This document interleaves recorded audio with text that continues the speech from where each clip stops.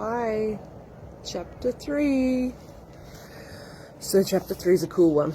So chapter 3 is about the miracle crossing of the Jordan, chapter 3 of Joshua. So they have gathered together, they have lost Moses, they have gained Joshua as their leader, they have, so many things have happened. They've had promises from God that he would keep his covenant with them, just the same as he kept his covenant with Moses. A new generation with a fresh vision was there. What else happened? A new beginning was opening up for the Israelites. Promises were going to be fulfilled.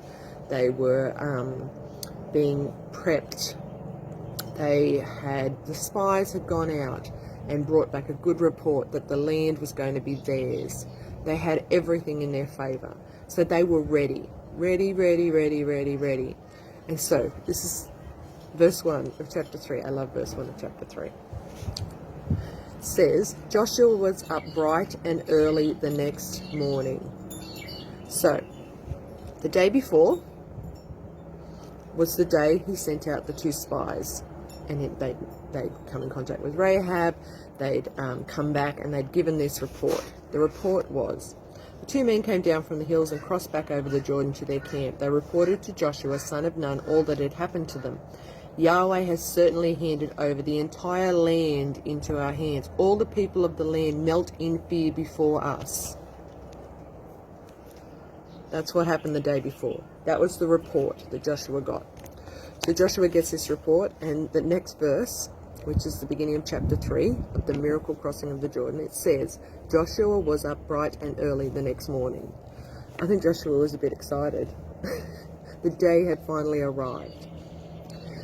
Sometimes I feel like there's this anticipation in our spirits of like, is this day actually going to get here? Are we actually going to cross over into the promised land? Are we actually going to cross over into the promises God has for us? Are we actually going to see the manifestation of all that has been spoken? I think sometimes lately, especially because of all the drama that's been going on, we've even forgotten what the promises of God are for our nations, for our families, for our lives, for our communities, for our countries, for everything. We've forgotten what the promises are. We've been so waylaid with everything the enemy has placed in front of us that we've even forgotten what the heck we're doing here. But I encourage you to be like Joshua. After today, you've heard the word of the Lord, you've heard the good news that we're coming into the miracle crossing of the Jordan. We're crossing over. So get up bright and early and get yourself ready. Get excited. Get prepared. Stir your spirit again. Stir your spirit. They were ready. Joshua was just waiting for that moment. Joshua was up bright and early the next morning. They've waited their whole lives for this. I've waited my whole life for this. And I'm sure you've waited your whole life for this too.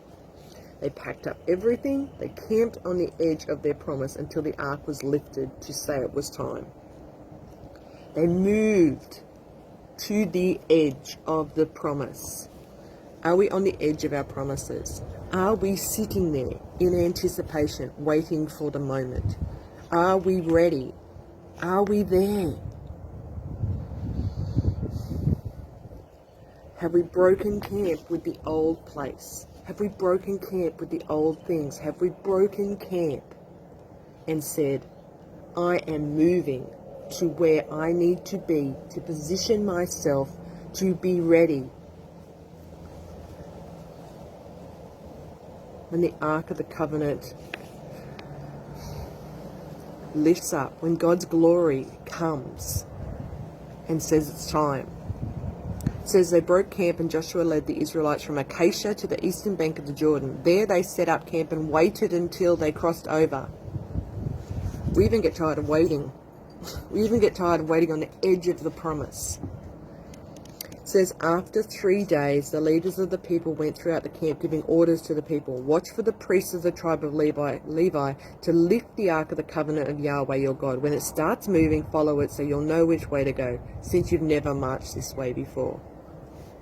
I'm so excited about that part. 3 days they camped. I wonder if they were sitting there thinking, is this going to happen today? And then the next day comes. Well, it didn't happen yesterday. Is it going to happen today? Or are we going to be sitting here for another 5 years, 10 years, 20 years? Or were they prepared? Or were they of good heart? Were they prepared in their spirits, ready to go?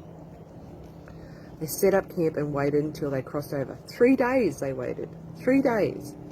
And then the leaders said to them, watch for the priests of the tribe of Levi to lift the ark. Who are the priests of Levi? They're the ones that can carry God's presence.